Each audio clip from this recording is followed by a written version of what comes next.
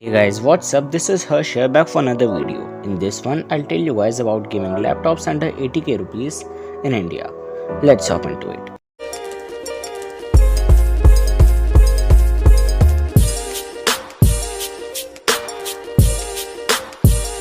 First, let's talk about the specifications that you should expect.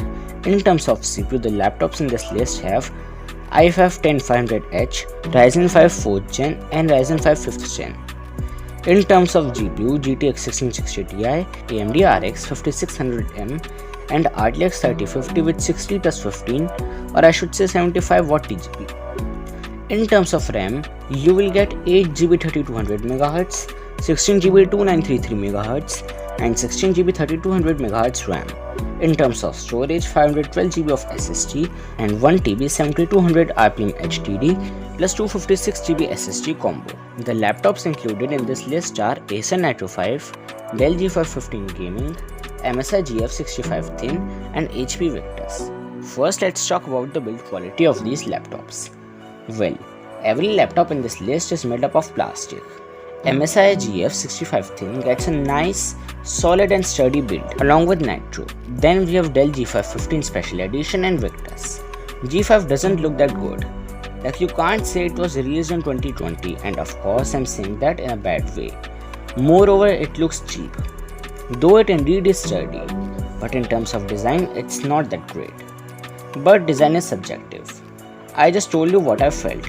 Talking about Victus, well, looks wise, personally it's my favorite. Then I like the MSI and then Nitro. Moreover, the keyboard and top lid flex is also average on it, just like other 3 laptops in the list. The main problem with this one is that it does have screen wobbling issues. Moreover, its hinge. I highly doubt if it's durable cause even under fan the screen wobbles. In terms of display, every laptop in this list has a 15.6 inch Full HD IPS LCD display except Victus, which has a 16.1 inch one. In terms of brightness, MSI GF, Victus and Nitro has 250 nits brightness. Dell has a display with 300 nits brightness, enough for outdoor usage.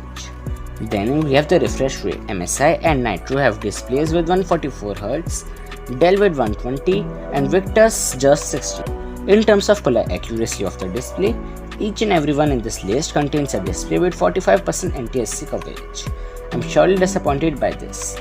By the way, here Victus has the worst display, but you can't complain. Coming to thermals, in this category Victus does not perform well, having 4 heat pipes, but still, it does reach 90 and even 90 to 97 degrees while gaming.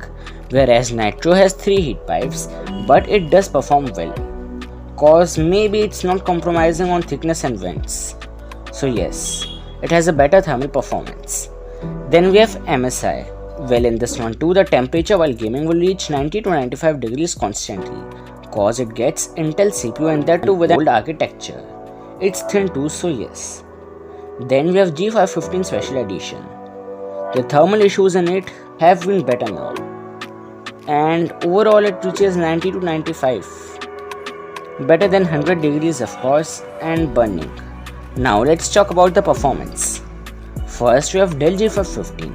Its benchmarks are there on the screen. It gets AMD Ryzen 5 4th Gen with 6 cores 12 threads paired with AMD Radeon RX 5600M with 6GB of VRAM along with 16GB 2933 MHz dual channel RAM and 512GB of NVMe M.2 SSD.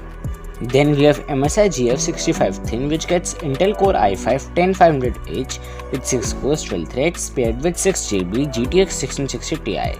It gets 512GB of SSD and 16GB 3200 MHz RAM.